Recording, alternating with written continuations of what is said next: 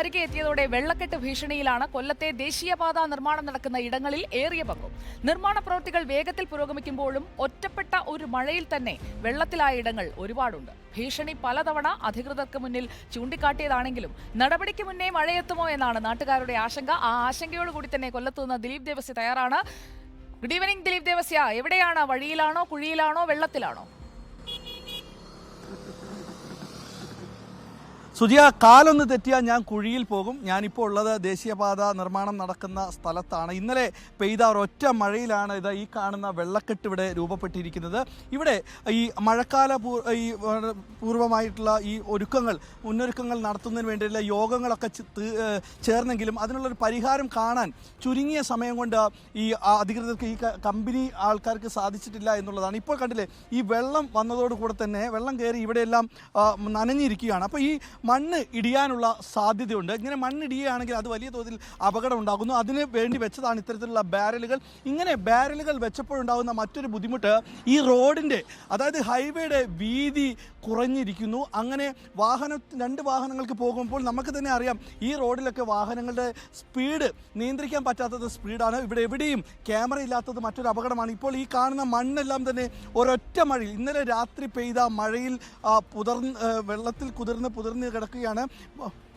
അങ്ങനെയെല്ലാം തന്നെ ഈ മണ്ണിടിയാനുള്ള ഒരു സാധ്യത നിലനിൽക്കുന്നുണ്ട്. വെള്ളക്കെട്ട് രൂപപ്പെട്ടിരിക്കുന്ന ആളുകൾക്കൊക്കെ തന്നെ ചെളി റോട്ടിൽ വരികയെന്നുള്ള ഒരു അവസ്ഥയും വന്നിട്ടുണ്ട്. ഇപ്പോൾ ഞാൻ ഈ പറഞ്ഞതുപോലെ തന്നെ ഇതാ വലിയ അപകടമാണ് ഇവിടെയുള്ളത്. ഇപ്പം ഞാൻ വണ്ടി തട്ടുന്നവന് പേടിച്ചിട്ട് ഇങ്ങോട്ട് മാറിയത് ഈ വഴിയിൽ നിൽക്കുകയാണ്. പക്ഷേ ഇവിടെ ഏത് സമയത്തും, ഇവിടെ മണ്ണെല്ലാം കാണുന്ന ഏത് സമയത്തും ഇടിയാനുള്ള ഒരു സാധ്യതയുണ്ട്. വെള്ളക്കെട്ട് അത്രമേൽ ഒരു മഴയിൽ, ഇനിയിപ്പോൾ വരും ദിവസങ്ങളിലൊക്കെ മഴ കനക്കാനുള്ള സാധ്യതയാണ് കാലാവസ്ഥാക്കാർ പറഞ്ഞിരിക്കുന്നത്. അങ്ങനെയെങ്കിൽ സുജിയ, ഇനിയുള്ള ദിവസങ്ങൾ നമ്മൾക്ക് ചിന്തിച്ചാൽ മാത്രമേ അറിയുള്ളൂ. ഈ ബാരലാണ് ഇപ്പോഴുള്ള ആകെയുള്ള ഒരു നിയന്ത്രണത്തിന് വെച്ചിരിക്കുന്ന ഒരു മാർഗ തടസ്സമായിട്ട് വെച്ചിരിക്കുക. കാരണം വെച്ചാൽ ഇത് ഇങ്ങോട്ട് വണ്ടി അടുക്കുകയാണെങ്കിൽ തീർച്ചയായിട്ടും ഇവിടെ വലിയ വാഹനങ്ങൾ, കനമുള്ള വാഹനങ്ങൾ വരികയാണെങ്കിൽ ഇവിടെ ഇടിയാനുള്ള സാധ്യതയുണ്ട്. അവിടെ വെള്ളക്കെട്ടാണ്. ഇനിയുള്ള മഴ പെയ്യുമ്പോൾ വെള്ളക്കെട്ട് കൂടാനുള്ള സാധ്യതയുണ്ട്. അങ്ങനെയാണെങ്കിൽ ഇവിടെ നോക്കൂ, ഈ സൈഡിലേക്ക് വരികയാണെങ്കിൽ, വലത്തെ സൈഡിലേക്ക് വരികയാണ് വാഹനങ്ങൾ, രണ്ട് വാഹനങ്ങൾക്ക് കഷ്ടിച്ച് കടന്നു പോകാനുള്ള സ്ഥലങ്ങൾ മാത്രമാണ്. വലിയ ഒരു അപകടത്തിനുള്ള സാധ്യതകളാണ് ഈ റോഡുകളിൽ നമുക്ക് കാണാൻ കഴിയുന്നത്. നേരത്തെ തന്നെ ഈ മഴക്കാലം വരുന്നുണ്ട്. അതിനു മുൻപ് തന്നെ ഈ വെള്ളക്കെട്ടുണ്ടാകാതിരിക്കാൻ, ഒഴിഞ്ഞു പോകാനുള്ള നടപടികൾ സ്വീകരിക്കാൻ വേണ്ടി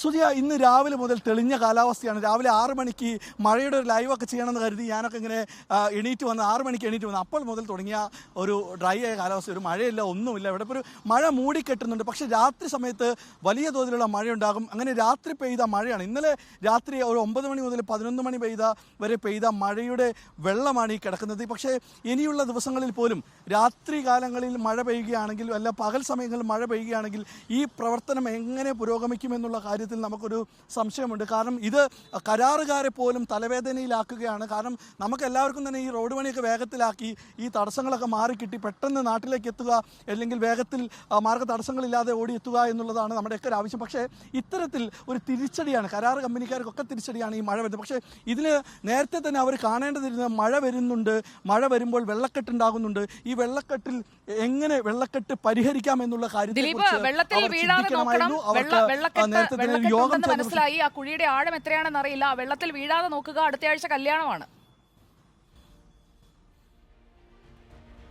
തീർച്ചയായിട്ടും അതിനുവേണ്ടി എല്ലാ ഒരുക്കങ്ങളും, എല്ലാ സജ്ജീകരണങ്ങളും, എല്ലാ സുരക്ഷിതമായിട്ട് എല്ലാ കാര്യങ്ങളും ചെയ്യുന്നുള്ളൂ. അതുകൊണ്ട് അത്തരത്തിൽ പോലെ പേടിയുണ്ട്. ഇവിടെ നനഞ്ഞ് ഇരിക്കുന്ന സ്ഥലമാണ് സുജിയ. ഇപ്പോൾ ഞാൻ പറയുന്നല്ലോ, ഇവിടെ വലിയ തോതാ, ഇവിടെ ഇടിഞ്ഞ ഭാഗതാ നന്ദു, ഈ ഇടിഞ്ഞ ഭാഗത്ത് കണ്ട സുജിയ, ഇവിടെ ഇടിഞ്ഞതാണ്. ഇങ്ങനെ ഈ ഇടിഞ്ഞത് ഇപ്പോൾ ഈ നേരത്തേക്ക് പോകുന്ന വലിയ കനമുള്ള ട്രെയിലറുകൾ പോകുമ്പോൾ ഇവിടെ മണ്ണിടിയാനുള്ള സാധ്യതയുണ്ട്. അങ്ങനെയൊക്കെ ഈ കരാറ് കമ്പനിക്കാർക്ക് തലവേദന എന്ന് സത്യത്തിൽ തന്നെ പറയാം. അത്തരത്തിലുള്ള ഒരു ബുദ്ധിമുട്ടുകളുണ്ട്. ഇനി റോഡിന്റെ